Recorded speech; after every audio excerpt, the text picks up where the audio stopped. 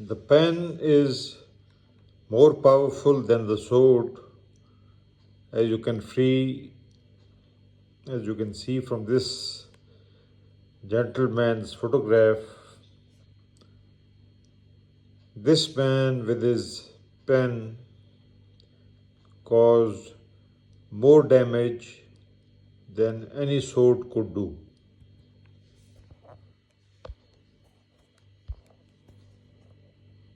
The pen of Anthony Mascarenhas proved more powerful than the sword in 1971. Exaggerated or realistic, Anthony Mascarenhas' article became the accepted script about the alleged genocide in East Pakistan. This short write up does not endorse or reject the allegations of genocide in East Pakistan in 1971.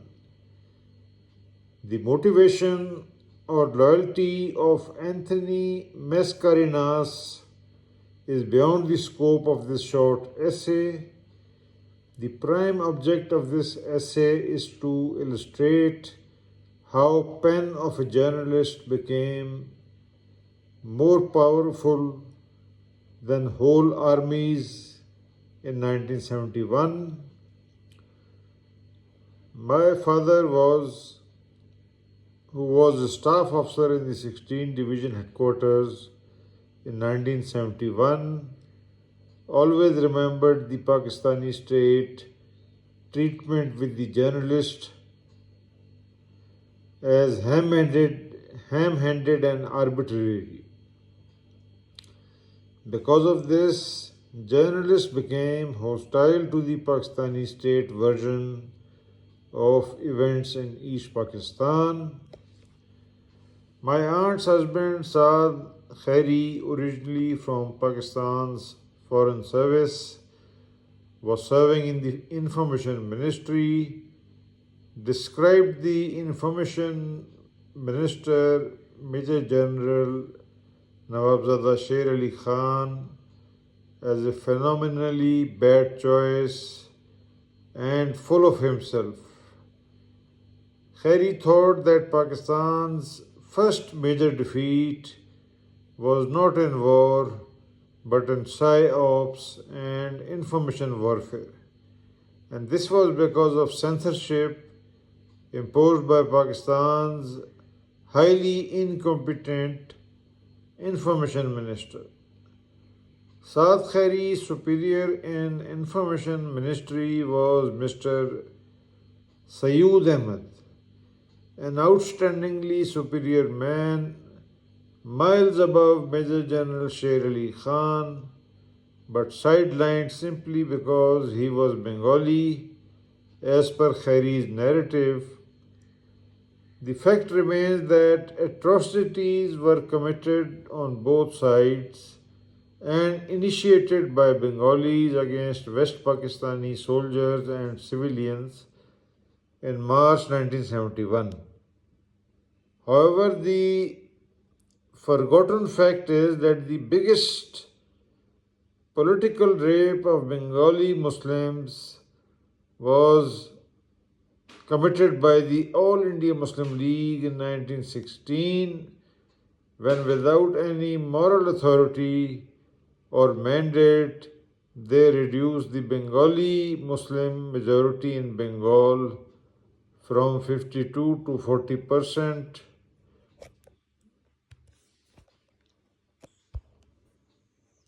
in the Lucknow Pact.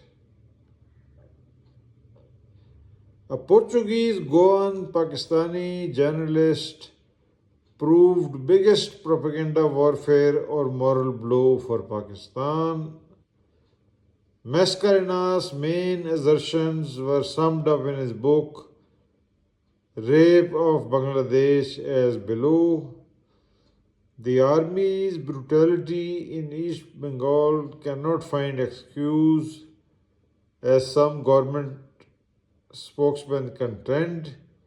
in justifiable retaliatory action against mutinous Bengalis to preserve the state and its people, nor can the killings of the non Bengalis ever be justified by the army genocide.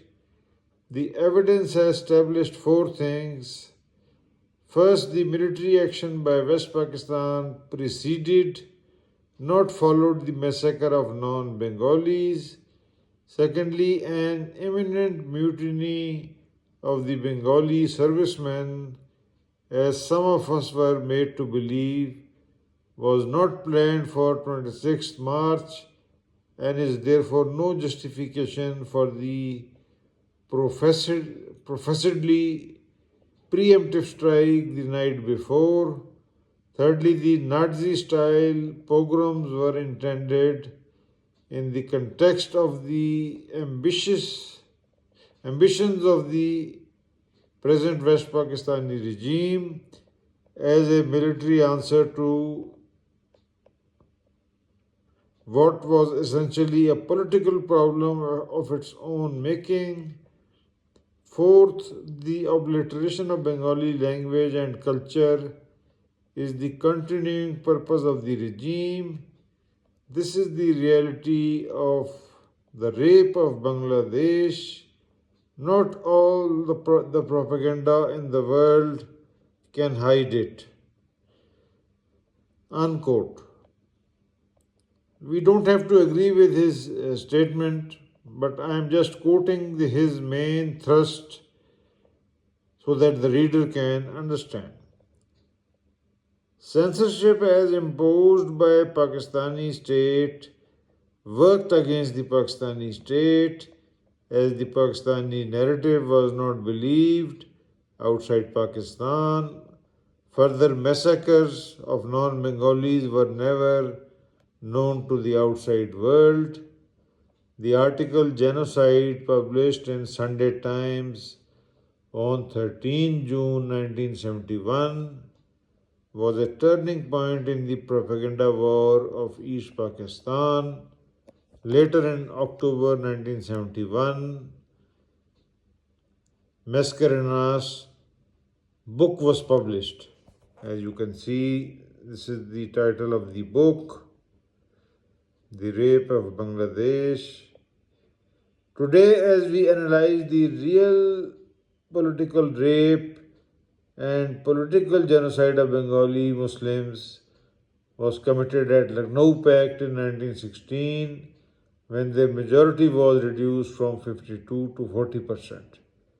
But most people don't know about it, or have forgotten, or perhaps not even read about it.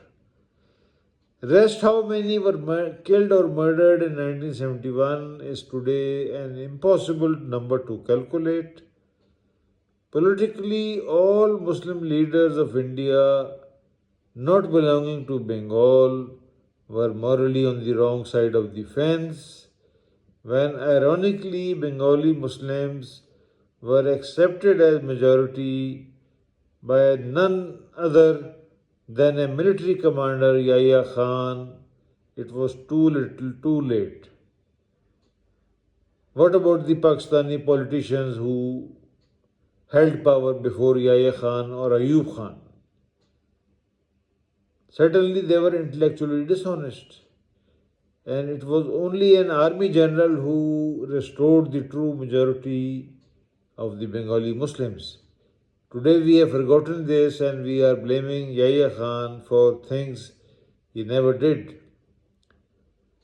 25th March action led directly to the mutiny of all East Bengal regiments and accelerated the East Pakistan crisis. Finally, the army had no credible strategic plan for the war. Lastly, political questions and political injustice dating from 1916 could not be redressed or remedied by military power.